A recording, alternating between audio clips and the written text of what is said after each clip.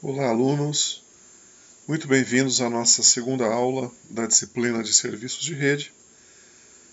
Dando continuidade ao nosso estudo sobre aplicações cliente-servidor, hoje nós vamos trabalhar com o protocolo FTP, o File Transfer Protocol.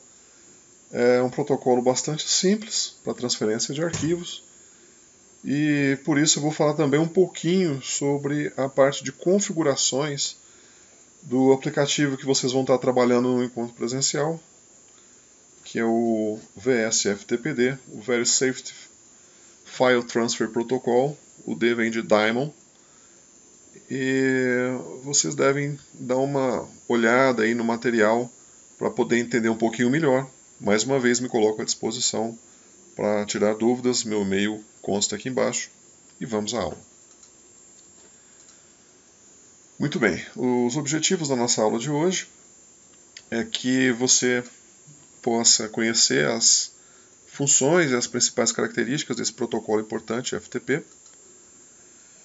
que você compreenda a diferença entre o usuário comum e o chamado usuário enjaulado com relação à parte de segurança,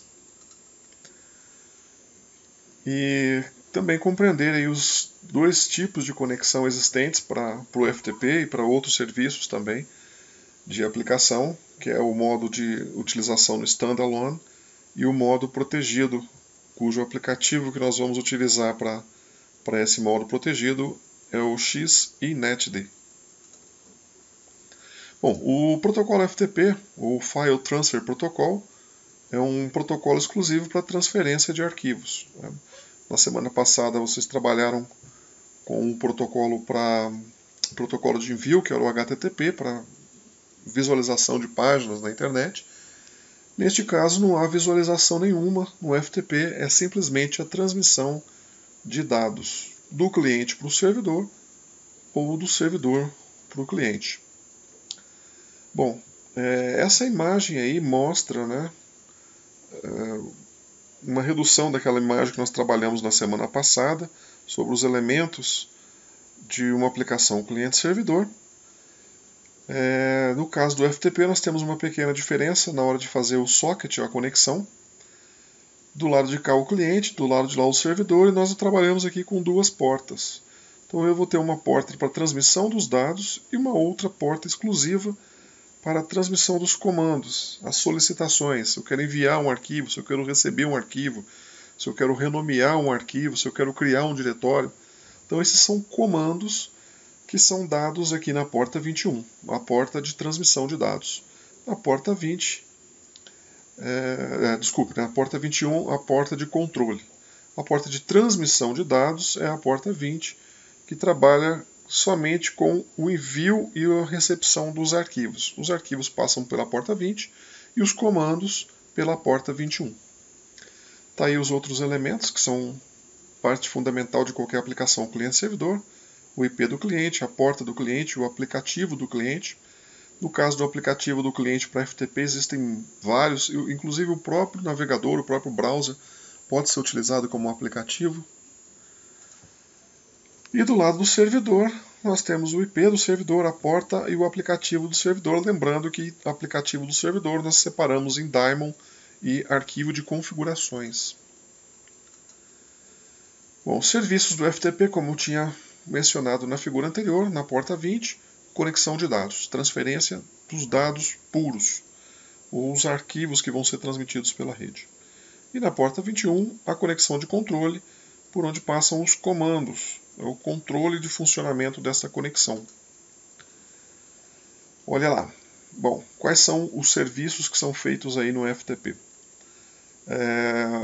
Nós temos aqui representando um servidor. O servidor possui clientes, você tem que ter os usuários cadastrados no servidor FTP, uma vez que ele é um serviço autenticado. Ao contrário do HTTP, que basta o conhecimento do endereço lá da página, o cliente coloca aquela informação no navegador e acessa a página. No caso do FTP, ele vai precisar de informar qual é o nome do usuário e a senha para poder ter um acesso aos arquivos aí no servidor. Então, um serviço autenticado. duas operações são feitas nesse serviço. Imagine aqui esse quadradinho representando a pasta desse usuário, né, o diretório que ele tem acesso. Ele pode enviar arquivos, então, do cliente para o servidor, enviar arquivos, nós chamamos isso de upload, ou ele pode querer baixar um arquivo do servidor para o cliente, nós chamamos isso de download. Observe os métodos utilizados, o put para enviar e o get para receber. Usuário enjaulado. Bom, na figura anterior, nós vimos um usuário tendo acesso na pasta dele. O usuário que é enjaulado, ele vai ter uma confiabilidade, ou aliás, ele vai dar uma confiabilidade um pouco maior para o sistema. Por quê? A configuração do FTP, no modo padrão, no modo default que a gente diz, ela não é muito segura, de forma que um usuário comum ele consegue acessar todos os diretórios do sistema operacional. Na figura anterior, nós vimos lá que tinha uma porção daqueles quadradinhos representando os diretórios dos diferentes usuários do servidor FTP. Então, um usuário comum, quando mal configurado aí o sistema, ele começa a ter acesso às outras pastas do sistema. Isso não é muito bom, né? Você não gostaria que um usuário aí tivesse acesso às suas pastas no servidor de FTP. A ideia é que cada um tivesse acesso à sua própria pasta apenas. Tá? Bom, o usuário enjaulado, essa é a configuração que permite essa segurança, de restringir o acesso ao diretório de login daquele usuário. Então o usuário só consegue acessar o diretório que lhe pertence, não consegue ver mais nada além disso. Vamos ver como é que isso funciona. Bom, o procedimento para enjaular um usuário, para deixar o sistema mais seguro, é chamado de chroot. O ch vem de change, ou de mudança, e o root de raiz, mudança de raiz. Bom, o que é a raiz do sistema no Linux? A raiz do sistema é representada por essa barra aqui à direita, e a raiz ela tem alguns diretórios. No caso do Linux, nós temos o diretório /root do administrador da rede, temos o /home /usuário. Então, cada usuário que é cadastrado no Linux, ele tem acesso a esse diretório. Quando o serviço está configurado de forma que nós trabalhamos com o usuário comum, o usuário ele consegue enxergar outros diretórios e consegue enxergar a pasta de outros usuários que estejam no mesmo diretório /home. Na hora que nós queremos enjaular um usuário, fazendo o procedimento aí de chroot, ou de mudança de raiz, essa raiz que é considerada no sistema como a base de todo o sistema, ele é transferido para frente do diretório do usuário. Olha só. Então a raiz do usuário enjaulado ela é aqui. Quando o usuário der um cd ... por exemplo, tentando subir o nível, o sistema vai dizer para ele, olha, você já está na raiz. Ou seja, ele não tem visão nenhuma atrás dessa barra de vermelho mostrada aí no desenho. Dessa forma, ele só vai ter acesso aos seus arquivos e não vai conseguir enxergar os arquivos das outras pessoas ou os arquivos do sistema operacional. Essa é questão de segurança. Bom, agora dois modos de acesso a um servidor, no modo cliente-servidor. Isso também funciona para outras aplicações. Não é só para o FTP, mas eu deixei para falar dessa funcionalidade aí, de modos de funcionamento, nessa aplicação, porque é uma aplicação mais simples, é mais fácil de visualizar esse conteúdo. Bom, no modo standalone, né, acontece o seguinte, nós temos o servidor, no caso do FTP aqui indicando a porta 21, que é a porta de funcionamento do servidor FTP, a orelhinha representando que ele está no modo listen, no modo de escuta, aguardando conexões, né, o estado dele está aguardando conexões. Aqui nós temos o aplicativo, o daemon, o arquivo de configurações, os parâmetros de configuração todos aqui no arquivo de configurações. Quando um cliente quer acessar o servidor, ele diretamente faz o acesso, a solicitação de acesso, lembra lá do handshake de 3 vias, o pedido, e nesse caso aqui acrescenta-se ainda a autenticação, o usuário tem que informar qual é o login dele e a senha, e ele faz isso diretamente, né, ele tem um contato direto com o servidor na porta 21 que está escutando esse serviço. Então nós dizemos que ele está no modo standalone quando há um contato direto entre o cliente e o servidor pela própria aplicação. Nós vamos ver na sequência o modo protegido. Eu vou colocar aqui entre o cliente e o servidor um novo aplicativo para filtrar alguns conteúdos que o arquivo de configurações do servidor não oferece. Por exemplo, imagina que eu quisesse acessar o servidor somente nos horários comerciais, ou seja, das 8 ao meio-dia e das 2 da tarde até as 6 da tarde. Não pode ser acessado à noite, enfim, isso é questão do desejo aí do dono da empresa, aí do servidor. Bom, se eu for olhar para os configurações, os parâmetros de configuração do servidor FTP, eu não tenho como fazer isso, porque eu não tenho nenhum parâmetro que define horário e dia de acesso. Por isso, eu posso acrescentar um servidor aqui a mais que me oferece outros parâmetros ou parâmetros adicionais que o arquivo de configurações do FTP não possui. Então, nós chamamos isso de super servidor ou servidor XNetD, que é o nome do servidor que nós usamos no Linux. E como nós tínhamos no anterior o modo standalone, aqui nós vamos ter o modo protegido. Acrescentando esse servidor, então eu vou ter o modo protegido XNetD, ou também conhecido como TCP Wrappers. Bom, ele funciona como um guarda-chuva, o XNetD. Imagina que aqui para cima nós temos o cliente, aqui para baixo nós temos todas as aplicações, inclusive a FTP aqui sendo mostrada. Eu já havia dito que não é só o FTP que pode funcionar nesses modos, né? Mas nós vamos trabalhar nessa aula com o FTP. E aqui o XNetD. Então ele vai direcionar para o FTP, para o SSH, enfim, as solicitações do cliente, de acordo com alguns requisitos ou parâmetros de configuração que não existem nestes servidores. Então, por exemplo, o caso de acessar lá somente nos horários comerciais. Como eu não consigo configurar isso no FTP, no servidor XNetD eu posso configurar. Quando um cliente tentar acessar os domingos, por exemplo, o XNetD vai bloquear e dizer que naquele horário não pode ser, ou naquele dia não pode ser acessado. Quando tentasse acessar no dia no horário comercial, o XNetD vai encaminhar esse pedido para o FTP e vai ter um acesso normalmente do cliente. Tá? Então ele funciona como um super servidor, ou servidor guarda-chuva, o nome que se dá para ele, protegendo e controlando as diversas aplicações mantidas pelo servidor.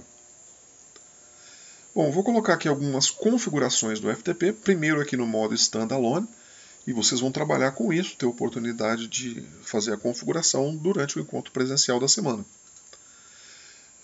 Vocês já viram na semana passada, na configuração do Apache, que o arquivo de configurações apresenta vários parâmetros, e é nesses parâmetros que o usuário, né, o administrador da rede, faz as modificações de acordo com a sua necessidade.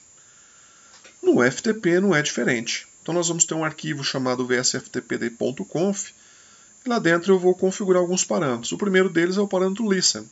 Quando eu coloco o parâmetro listen igual a yes, significa que eu vou trabalhar no modo standalone.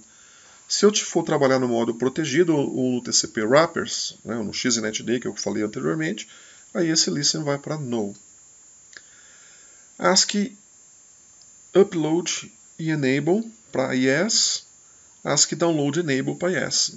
Então, o arquivo de configurações ele vem com alguns parâmetros no modo default, no modo já de pré-configuração. Para fazer as alterações eu tenho que mudar esses parâmetros. Esses dois aí são importantes. Eu vou permitir que seja feito upload e download, colocando yes nesses dois parâmetros. O chroot list enable, quando eu faço isso, eu estou habilitando para que o sistema trabalhe no modo de usuário enjaulado, né? Aquela proteção maior que eu falei para vocês da configuração. Isso não é por default, eu tenho que fazer essa configuração mudando esse parâmetro. O outro parâmetro é o chroot list file, onde eu identifico a lista dos usuários que eu quero enjaular. Ou seja, por padrão, os usuários não estão enjaulados. Isso significa que eles têm acesso a qualquer pasta no sistema. Se eu quero deixar alguns usuários jaulados e outros não, eu vou criar um diretório e dentro desse diretório eu vou colocar os usuários que eu quero que tenham essa proteção.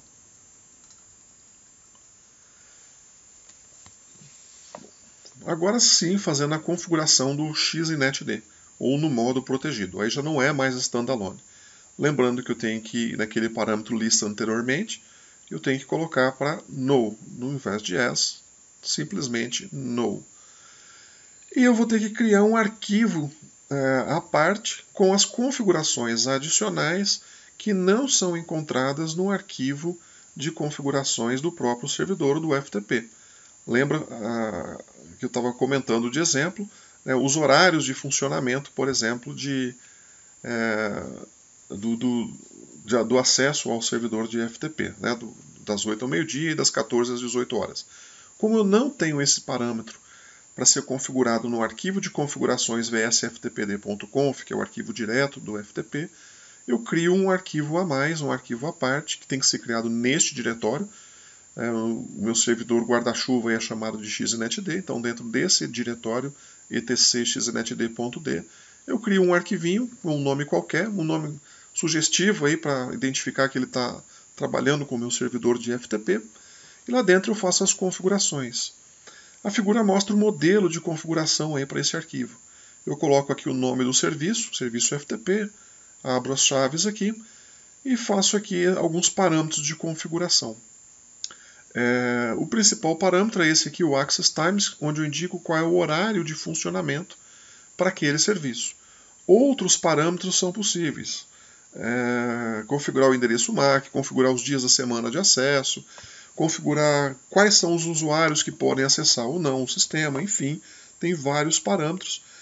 Se você digitar lá um MAN ou MAN no XNetD, você vai ver todos os parâmetros que são possíveis para a configuração de um serviço. Lembrando que não é só o FTP que eu posso fazer essa facilidade. E um parâmetro adicional aqui no final chamado de Disable, que é No or Yes. Quando eu coloco Disable No, significa que o meu servidor de XNetD, o meu servidor da guarda-chuva, está funcionando. Quando eu coloco ele como Yes, significa que ele está desabilitado e temporariamente o meu servidor XNetD não vai estar funcionando. Então, para testar o servidor de XNetD e durante a prática da semana, vocês vão fazer uma configuraçãozinha parecida com essa aqui no desenho e colocar lá um Disable No para fazer esse teste. Muito bem, como eu disse, era uma aula bastante simples, o servidor de FTP é um servidor muito simples. Vou fazer a recomendação para que vocês façam a leitura aí do material adicional e se concentrem na aula do encontro presencial para executar os testes, fazer o entendimento do que o protocolo FTP faz, fazer uploads de arquivos, downloads de arquivos e, enfim, compreender a funcionalidade de mais esse importante protocolo. Bom, eu encerro por aqui a aula de hoje. Tenham todos uma boa semana, bons estudos e nos encontramos na próxima aula. Até lá!